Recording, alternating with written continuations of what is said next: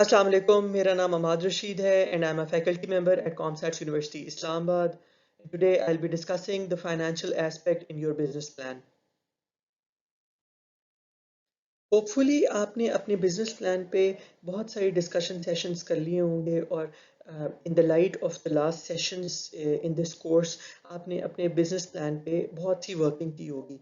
लेकिन बहुत सारे बिजनेस प्लान्स अपेरेंटली तो बहुत अट्रैक्टिव लगते हैं क्योंकि देखें the business plan revolves around solving a problem. तो अब जब प्रॉब्लम के पॉइंट ऑफ व्यू से आप अपने बिजनेस प्लान को देखते हो तो आपका बिजनेस प्लान बहुत अच्छा लगता है एंड यू फील कि जी इस बिजनेस में पोटेंशियल है और उस पॉइंट ऑफ व्यू से आपको बहुत अट्रैक्टिव लग रहा होता है कि आप अपने बिजनेस को कंटिन्यू करें। लेकिन बहुत सारे बिजनेसेस जब आप उनको इनिशियली देखते हो, आप ये देखते हो कि क्या प्रॉब्लम एग्जिस्ट करती है, आप ये देखते हो कि क्या इस प्रॉब्लम को अगर मैं सॉल्व करता हूँ तो लोग उस बिजनेस में इंटरेस्टेड होंगे या नहीं होंगे। तो आपको इनिशियली वो आइडिया बहुत अच्छा लगता है। लेकिन प्रॉब्लम कहाँ आती है? प्रॉब्लम यहाँ आती है कि जब आप उस बिजनेस की फाइनेंशियल वायबिलिटी को देखते हो। फाइनेंशियल वायबिलिटी का मतलब ये है क्योंकि at the end of the day कोई भी बिजनेस जो है वो प्रॉफिट मेकिंग के लिए किया जाता है। वो फाइनेंशियली वायबल होना चाहिए, विच मीन्स कि उस बिजनेस को करने से एंटरप्रेन्योर को प्रॉफिट होना चाहिए।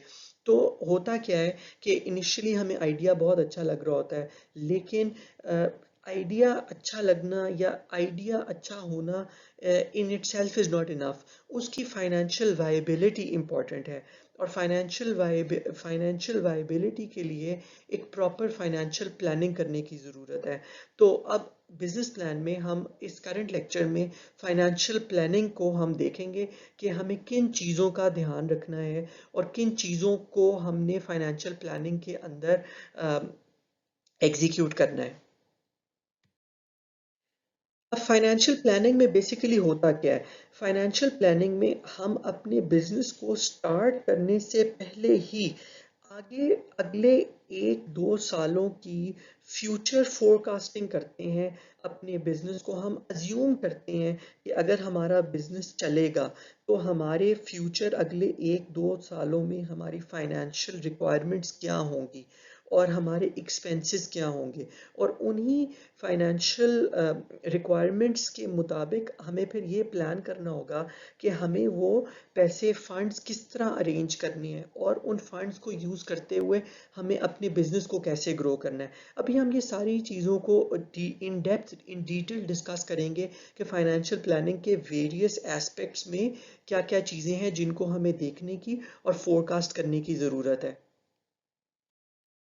बिजनेस प्लान में हमें बिजनेस प्लान में जो फाइनेंशियल सेक्शन होगा उसके अंदर हमने अपने एक्सपेंसेस को कवर करना है, हमें फाइनेंशियल प्रोजेक्शंस लेकर आनी है, फाइनेंशियल स्टेटमेंट्स कैसे बनानी है, break even point, funding request और एग्जिट स्ट्रेटजी, विच मीन्स के financial aspect of the business from the scratch to the contingency plan कि अगर बिजनेस नहीं चलता तो एग्जिट स्ट्रेटजी क्या होगी।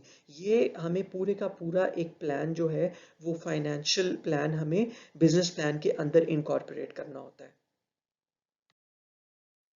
अब जब हम बिजनेस एक्सपेंसेस की बात करते हैं सबसे पहले ये सबसे एक इम्पॉर्टेंट फैक्टर है क्योंकि जब हम बिजनेस आइडिया डिस्कस कर रहे होते हैं तो हमारे जहन में उसकी कॉस्ट नहीं आती, उसके एक्सपेंस नहीं आते। तो जब अब हम एक्चुअल में जब बिजनेस स्टार्ट करना चाहते हैं तो उससे पहले हमें इंश्योर करना है कि उस बिजनेस से रिलेटेड तमाम एक्सपेंसेस तमाम कॉस्ट जो हैं वो हमें उनका आइडिया हो और हम उसकी फोरकास्टिंग पहले कर लें। जैसे बिजनेस एक्सपेंसेस में सबसे पहले हमें देखना है लाइसेंसेस एंड परमिट्स, मतलब अगर तो आप कोई ऐसा ऐसा आपका बिजनेस आइडिया है जिसमें कोई लाइसेंसेस रिक्वायर्ड है, फॉर इंस्टेंस केमिकल से रिलेटेड है, मेडिकल से रिलेटेड है, हेल्थ से रिलेटेड है, अगर कोई ऐसा बिजनेस है जिसमें कोई स्पेसिफिक रिक्वायरमेंट्स हैं, कोई गवर्नमेंट की रेगुलेटरी बॉडीज आती हैं, तो सबसे पहला काम ये है कि हमें मेक श्योर करना है कि हमें वो लाइसेंस और परमिट किस तरह मिलेगा और फिर उस लाइसेंस परमिट को लेने की हमारे पास कॉस्ट क्या है। तो सबसे पहला एक्सपेंस तो हमारा लाइसेंसेस और उस परमिशंस के ऊपर जो कॉस्ट आती है वो है। उसके बाद दूसरी जो इम्पोर्टेंट कॉस्ट है जिसको हम कहते हैं cost of goods sold, which means कि बेसिकली जो आपका प्रोडक्ट है या सर्विस है उस प्रोडक्ट को बनाने की क्या कॉस्ट है, कितना मटेरियल चाहिए आपको, उसके लिए क्या क्या लेबर चाहिए, वो सारी जो कॉस्ट है जो उस प्रोडक्ट को बनाने के अंदर आपकी इनकर होती है, हम उसको कहते हैं कॉस्ट ऑफ गुड्स सोल्ड। उसके बाद फिर रेंट और मॉर्गेज पेमेंट्स हैं, विच मीन्स कि आपको अपना बिजनेस करने के लिए ऑब्वियसली कोई शोरूम्स चाहिए होंगे, प्लांट्स चाहिए होंगे, वर्किंग एरिया चाहिए होगा, तो वो सारी फोरकास्ट रेंट और इस किस्म की सारी फोरकास्टिंग आपको करनी होगी। फिर पेरोल कॉस्ट, मतलब आपको लोग लेबर कितनी चाहिए, किस किस्म की एक्सपर्टाइज चाहिए, उन लोगों की सैलरीज क्या होंगी, ये सब चीज़ें भी हमें इनिशियली, ये सब हमारी कॉस्ट है, एक्सपेंसेस का हिस्सा है। हमें ये फोरकास्ट करना है कि कितने लोग चाहिए, उन पे क्या खर्चा होगा। इसी तरह यूटिलिटीज़, हमें हमारे बिजनेस को रन करने के लिए इलेक्ट्रिसिटी कॉस्ट क्या आएगी, हमें गैस फ्यूल, ये सारी चीज़ें जो हैं, इंटरनेट चाहिए, टेलीफोन चाहिए, ये हमें हमारे बिजनेस प्रेमिसेस पे इन सबको, इस तरह की चीज़ों की कॉस्ट को कहते हैं हम यूटिलिटीज़ की कॉस्ट। तो ये सब हमारे बिजनेस एक्सपेंसेस का हिस्सा है, हमें इन्हें शुरू में लेना है। फिर इंश्योरेंस हमें करानी है, अब इंश्योरेंस एक्सपेंस है, हमें देखना है कि हमारे बिजनेस में हमें हमारा जो सारा प्रोडक्ट है या हमारा जो प्लांट है, हमें उसकी इंश्योरेंसेस कराने की ज़रूरत है या नहीं है, हम कितना रिस्क लेना चाह रहे हैं और इंश्योरेंस की क्या कॉस्ट है, तो ये हमें इसको देखना है। फिर इक्विपमेंट क्या चाहिए होगा हमें, अपना हमने जो प्रोडक्ट बनाने के लिए हमें किस किस चीज़ों की ज़रूरत पड़ेगी, ये सब हमारी, ये इक्विपमेंट कितने का आएगा और किस किस्म का इक्विपमेंट आएगा, ये सारे हमारी कॉस्ट्स हैं। उसके बाद फिर सप्लाईज हमें चाहिए होगी, हम जैसा मैंने पहले कहा कि हमने जो प्रोडक्ट बनाना है उस प्रोडक्ट को बनाने के लिए हमें मटेरियल चाहिए और उससे रिलेटेड चीज़ें चाहिए, तो उसको हम सप्लाईज एक्सपेंस कहते हैं। इसी तरह फिर जब प्रोडक्ट बन जाता है तो हमें उसको एडवर्टाइज करना है, क्योंकि आप देखें प्रोडक्ट, किसी भी बिजनेस में ना प्रोडक्ट बनाना या सर्विस अवेलेबल होना इज नॉट अ प्रॉब्लम। असल प्रॉब्लम है उस प्रोडक्ट को सेल करना, उस प्रोडक्ट को कस्टमर तक पहुंचाना, उस प्रोडक्ट को कस्टमर्स को इतनी इंफॉर्मेशन देना कि they are willing to buy it. तो उसके लिए आपको एडवर्टाइजिंग करनी पड़ेगी और एडवर्टाइजिंग का भी अपनी एक कॉस्ट है, अपना एक्सपेंस है।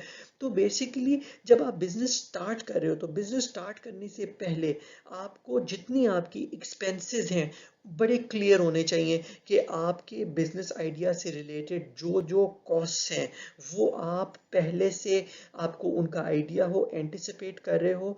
क्यों? क्योंकि जब आपको अपनी कॉस्ट का आइडिया होगा तो उस हिसाब से आप बिजनेस को जो है फंड्स अरेंज कर सकोगे। क्योंकि बहुत सारे बिजनेसेस क्यों फ्लॉप हो जाते हैं या क्यों फाइनल पूरा कंप्लीशन पे नहीं पहुंच पाते, क्यों? क्योंकि जब आप उस बिजनेस को उस प्रोडक्शन स्टार्ट करते हो, बिजनेस स्टार्ट करते हो, तो उसके बाद आपको आइडिया होता है कि इतनी ज़्यादा उस बिजनेस से एसोसिएटेड कॉस्ट थी जिनका आपने अंदाज़ा नहीं लगाया और उन कॉस्ट के लिए आपने फंड्स अरेंज नहीं किए। जब फंड्स अरेंज नहीं किए तो फिर आपके पास बिजनेस कैश शॉर्टेज की वजह से आप उस बिजनेस को कंटिन्यू नहीं कर सके। अब जब हमें अपने एक्सपेंसेस का आइडिया हो गया, हमें आइडिया हो गया है कि हमें क्या-क्या एक्सपेंसेस हैं, उसके बाद अगली जो चीज़ है वो फाइनेंशियल प्रोजेक्शंस की आ जाती है। फाइनेंशियल प्रोजेक्शंस में बेसिकली हम बिजनेस स्टार्ट होने से पहले ही हम अपने आगे आने वाले कुछ टाइम पीरियड की forecasted financial statements, as if कि हम अज्यूम करते हैं कि अगर हमारा बिजनेस चलेगा, इस तरह चलेगा, तो हमारी फाइनेंशियल स्टेटमेंट्स क्या होंगी। वो बेसिकली फोरकास्टेड स्टेटमेंट्स होती हैं। और फाइनेंशियल स्टेटमेंट्स में जो तीन सबसे इंपॉर्टेंट फाइनेंशियल स्टेटमेंट्स हैं वो आपकी सबसे पहली इनकम स्टेटमेंट है, जो बेसिकली जिसको हम statement of profit and loss भी कहते हैं, जिसमें आप अपने बिजनेस के रेवेन्यूज, मतलब आप जो अपने प्रोडक्ट को बेच के जो सेल्स करके जो आपको पैसे आएंगे उनको हम रेवेन्यूज कहते हैं, और जो हमारे एंटिसिपेटेड एक्सपेंसेस हैं, हम सारे एक्सपेंसेस, तो सेल्स रेवेन्यूज माइनस एक्सपेंसेस आपके प्रॉफिट्स कहलाते हैं। तो सबसे पहले तो हम अपनी इनकम स्टेटमेंट, हमें प्रोजेक्टेड इनकम स्टेटमेंट्स बनाने की ज़रूरत है। फिर cash flow statements, cash flow statement आपको बताती है कि बिजनेस में डिफरेंट स्टेज पे कितना कैश आ रहा होगा, कितना जा रहा होगा। इससे हमें एग्जैक्टली पता चलेगा कि किस स्टेज पे हमें कितना कैश रिक्वायर्ड होगा, उस हिसाब से हम कैश की अरेंजमेंट करें, उसकी फंड्स की अरेंजमेंट करेंगे। और फिर स्टेटमेंट ऑफ फाइनेंशियल पोजीशन किसी भी स्टेट पे, किसी भी टाइम पे बताती है कि बिजनेस के पास क्या एसेट्स हैं, क्या रिसोर्सेज हैं, बिजनेस ने लोगों की क्या लाइबिलिटीज हैं, मतलब लोन्स कितने लिए हुए हैं, और कितने पैसे जो हैं वो ओनर ने बिजनेस में इन्वेस्ट किए हुए हैं। ये तीनों स्टेटमेंट्स के आगे सैंपल्स मैं आपको दिखाऊंगा। अभी मैंने आपको बेसिक ओवरव्यू दे दिया कि इन तीनों स्टेटमेंट्स के अंदर क्या चीज़ें कवर होती हैं। लास्ट स्लाइड में हमने प्रोजेक्टेड फाइनेंशियल स्टेटमेंट्स की बात की थी। अच्छा, अब प्रोजेक्टेड फाइनेंशियल स्टेटमेंट्स बेसिकली आपकी कुछ अजम्पशंस, कुछ प्रोजेक्शंस के ऊपर होती हैं। अब हमें एक ऑर्डर, एक क्रोनोलॉजिकल ऑर्डर देखना होता है। सबसे पहले हमारा टारगेट क्या है, हम कितने यूनिट्स बेचना चाहते हैं। इसका मतलब है सबसे पहले हम सेल्स बजट बनाते हैं।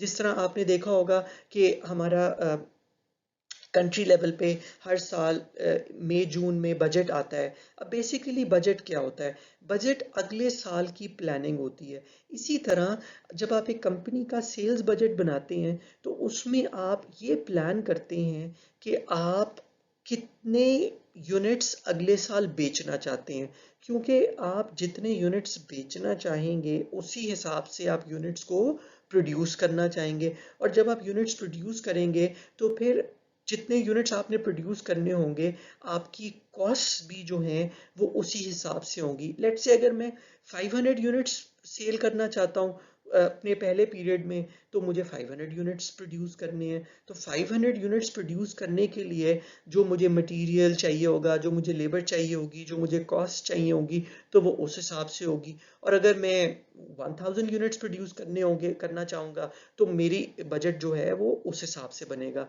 तो इसका मतलब है सबसे पहले तो हमें ऑपरेटिंग और कैपिटल बजट्स बनाने हैं, जिसमें सबसे पहले आपका बनता है सेल्स बजट। सेल्स बजट में आप बताते हैं कि आप कितने यूनिट्स सेल करना चाहते हैं, और उस हिसाब से फिर प्रोडक्शन बजट बनेगा।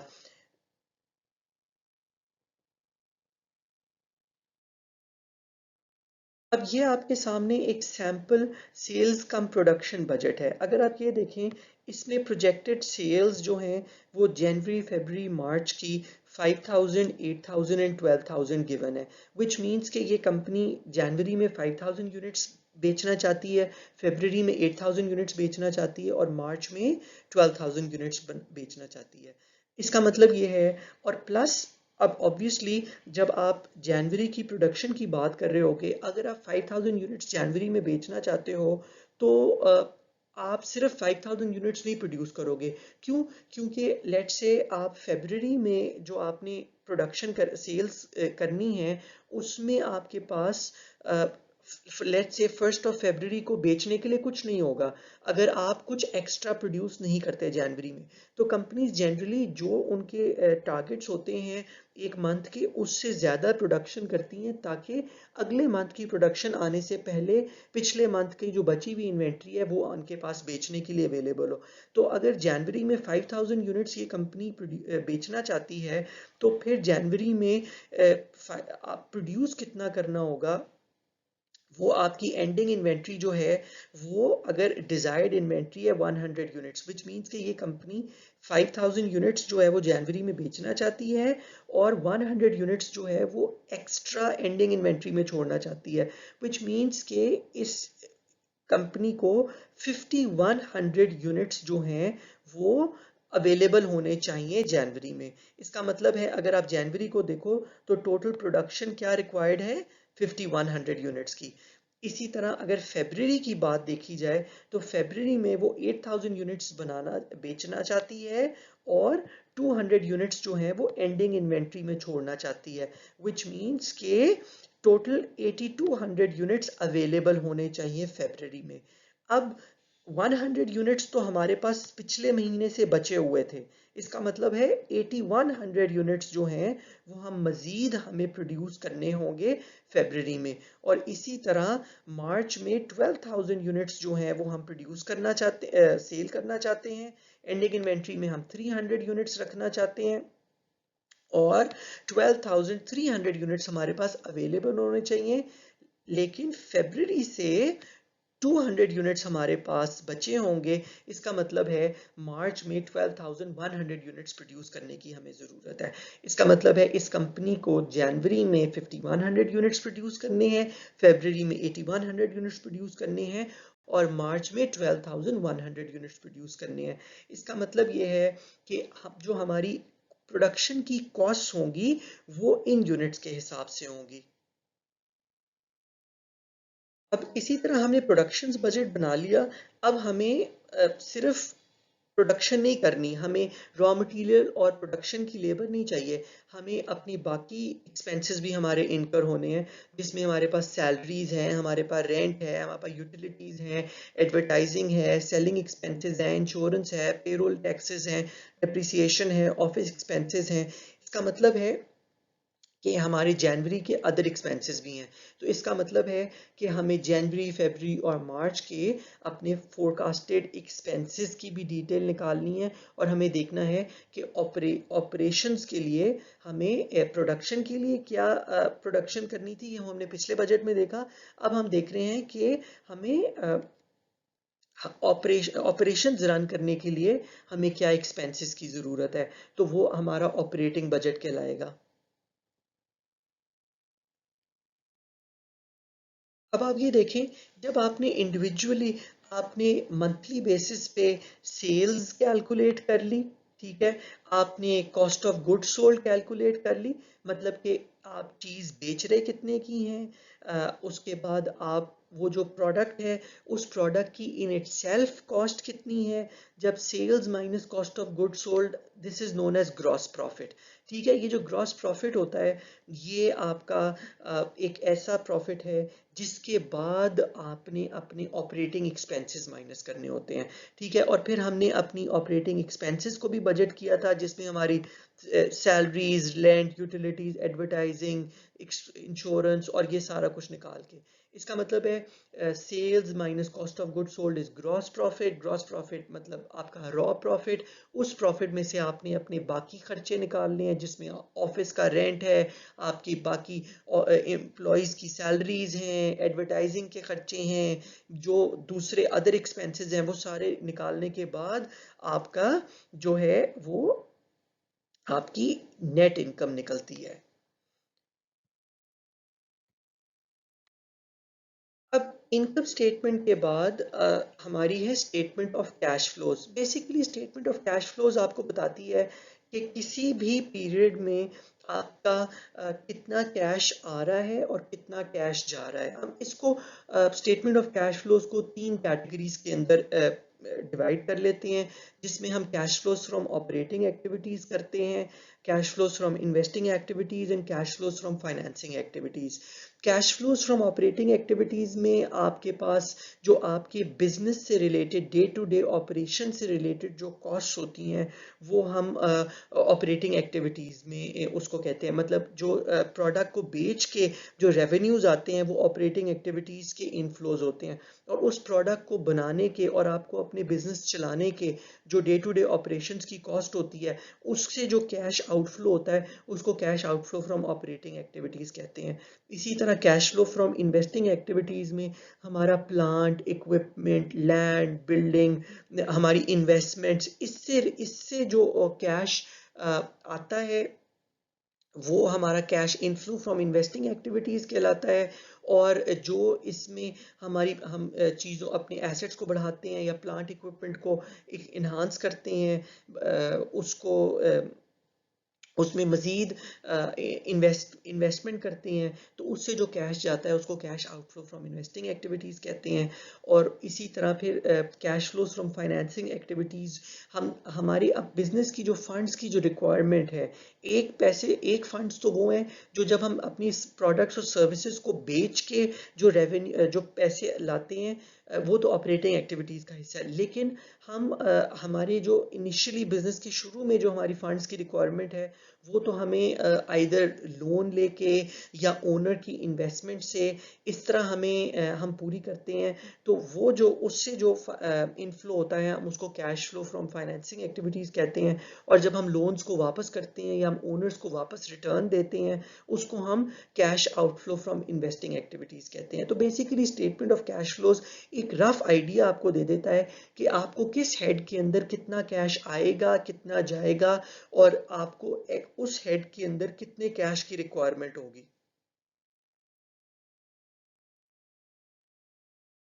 फिर लास्टली हमारे पास आती है स्टेटमेंट ऑफ फाइनेंशियल पोजीशन या बैलेंस शीट।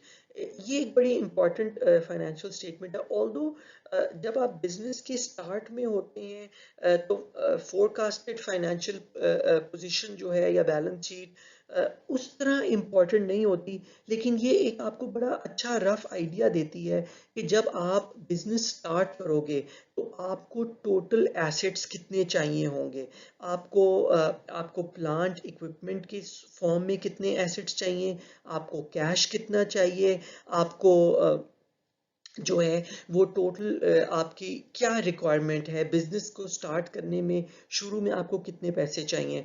और वो जो टोटल एसेट्स हैं, चूंकि अब वो अमाउंट जो है वो उतनी अमाउंट के एसेट्स की आपको फंड्स की रिक्वायरमेंट है। तो वो फंड्स की रिक्वायरमेंट लाइबिलिटीज और ओनर्स इक्विटी है। मैंने पिछली में भी डिस्कस किया स्लाइड पे कि बिजनेस को जो शुरू में पैसे चाहिए, वो चाहे वो प्लांट इक्विपमेंट खरीदने के लिए हो, चाहे वो वर्किंग कैपिटल के तौर पे चाहिए हो, चाहे इनिशियली आपको अपनी रिसर्च एंड डेवलपमेंट में इस्तेमाल करने हो, वो सारे पैसे आपको लाइबिलिटीज से या ओनर्स इक्विटी से, मतलब किसी भी बिजनेस के पास दो ही सोर्सेज होते हैं फंड्स जनरेट करने के, या तो वो बैंक से या किसी से लोन लेते हैं लाइबिलिटी के ऊपर, या फिर बिजनेस का ओनर जो है वो इसमें इन्वेस्ट करता है। फंड्स अरेंज करने के ऊपर हमारा नेक्स्ट सेशन होगा, जिसके अंदर बड़ी डिटेल से डिस्कस किया जाएगा कि एक बिजनेस की फंडिंग रिक्वायरमेंट्स जो हैं, जो फंड फाइनेंसिस की रिक्वायरमेंट है, वो कहाँ कहाँ से, किन किन सोर्सेज से, and what are the latest ways to raise those funds. But for the moment जो समझने की बात है, वो बैलेंस शीट बेसिकली आपको एक रफ आइडिया दे देती है कि इस बिजनेस को इतने एसेट्स चाहिए, और वो एसेट्स जो हैं वो कितने लाइबिलिटी से और कितने ओनर्स इक्विटी से होंगे। ये आपकी तीन मेजर फाइनेंशियल स्टेटमेंट्स हैं जो कि जब आप बिजनेस स्टार्ट करते हो तो बेसिकली एक फोरकास्टेड फिगर्स के साथ आप अपनी ये तीनों स्टेटमेंट्स बनाते हो, ताकि उन फाइनेंशियल स्टेटमेंट्स को देखते हुए आपको क्लियरली आइडिया हो जाए कि फाइनेंशियली आपका बिजनेस कैसे प्रोग्रेस करेगा और क्या फंडिंग रिक्वायरमेंट्स होंगी, और आपको उस हिसाब से प्रिपेयर्ड होना चाहिए। ठीक है।